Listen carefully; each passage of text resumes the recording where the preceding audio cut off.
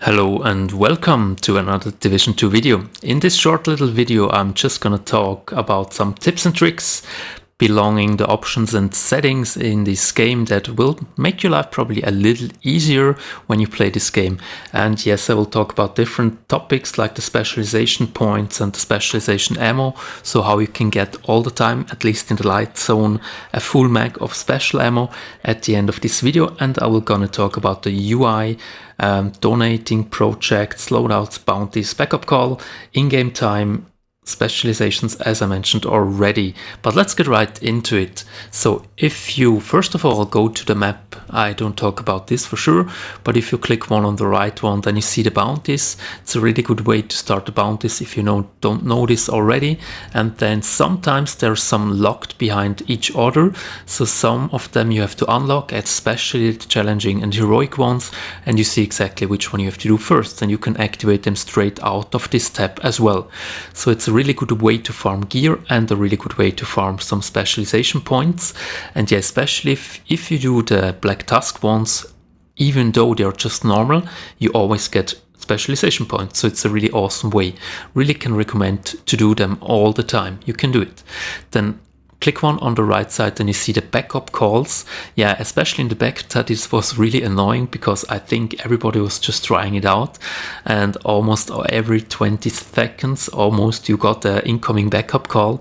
Was quite annoying, so I was looking for this one pretty long. And yeah, on this part you can enable or disable the backup calls, but because there is a commendation as well, or a commendation, a little trophy you can do, that you can revive an agent that calls for backup, so I enabled it again.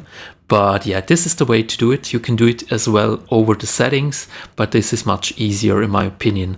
Then one on the right, you can start matchmaking for every kind of the game or every type of gameplay. It's a pretty good way to do as well. And then the next part on the right side, the projects, they're really important too, as you probably know already from the blueprints you could get as you started the game. And yeah, you can actually donate all the stuff as well straight from this tab here. I don't have an item with surgical at the moment, so I can't donate, but you see it on the bottom. There is an X for controller for PlayStation for sure, and if this one appears white, then you can donate straight from this tab. So you don't have to go to the checkpoint or whatever, you can just donate everything from this tab here as well. Makes life a little easier, and as well fast travel to the location from here. So this is a really important one too, and yeah, makes life a little easier. Then conflict, you can start matchmaking for conflict as well from the tab right here. This is it already for the map. Then let's go to the settings, and there's some interesting things as well. So one of them, gameplay, if you go all the way down there, then you can enable or disable the group skills, this one here. So I was looking for this pretty intense at the beginning, because I was used in Division 1 to see all the time what skills my teammates were using, especially if you matchmake with randoms in a mission or whatever. Then I'm always interested to see at the beginning what skills they use and if I have to adapt some of them. So this is really good as well in my opinion, and here you can just switch it on or off if you like so. Then the next one they added new in the Division 2, you can customize your user interface like this one here. So all the parts on the screen you can scroll through this, and actually I just was adapting this here a little, or adjusting, because on my Twitch streaming platform I have a banner on the top, and then nobody could see what level I was as I was leveling up. And yeah, this is pretty good, so you can change really all the parts and can make a lot of sense. The group part and everything, just try it out and customize it the way you want. So this is really a good way to make life a little easier as well. Then what I haven't talked about yet is one of the interesting things that you haven't probably seen yet. You have loadouts as well as in Division 1 at the end, and just on with the controller, tap L2, and then you go to the loadouts, as you can see here. Then here I would really recommend you to customize them as well. So go to options, and then you can change the item or rename the loadout. Was quite hard for me just to have alpha, beta and whatever. I could never remind or remember which one was which, and so yeah, just I would really recommend change the icon, change the name of the loadout, so you can switch between them much easier and makes life easier as well, in my opinion. So this is a really important part too. Then if we're already here to the skills, you know probably already that you can increase the damage and stuff if you add some mods on them. And actually a really good way, it's a little glitch, yeah it is, I guess. I haven't done it yet, but you could go to World Tier 1 to start a new character, go to World Tier 1, or actually farm blue ones for sure as well, and green ones that have lower requirements to increase the skills at least a little bit. And if you go to World Tier 1, you get almost the same amount of increased damage radius, whatever, but with less requirement. So this is a way you can choose if you want so, but yeah, that's it like it is. Go back to the tab here, and then when you click on the right side, actually, you can see all the inventory. That could be pretty important to see how many keys you got, as an example, or how many crafting material you got, and especially for all the exotics. I crafted them already, so I just have the ones that I deconstructed again, and then you get the exotic components. But yeah, you can see all the parts you have on this tab as well. Could be pretty interesting too. Let's go back. Here you see on this part here on the bottom, photo mode is an important one too, not of the photos for sure, but if you have a look on the right side on the top in the middle, then you can see actually the time. So White House, 8 o'clock in the morning. So if you are looking for fighting the hunters and it has to be nighttime, so 7 o'clock PM, then you can see always the in-game time if you go into the photo mode. It's a really good way to do it as well, in my opinion. So this was the next part here, and then let's go up here, because now I'm gonna talk about the specializations. Now actually, before we talk about the specializations, just one more thing. The tab on the right here, as you can see, the progression is really nice too, because sometimes probably you struggle in doing all the main or side missions, especially side missions. So you can just click on the tab here, and then you can see which ones you have completed and which ones you haven't.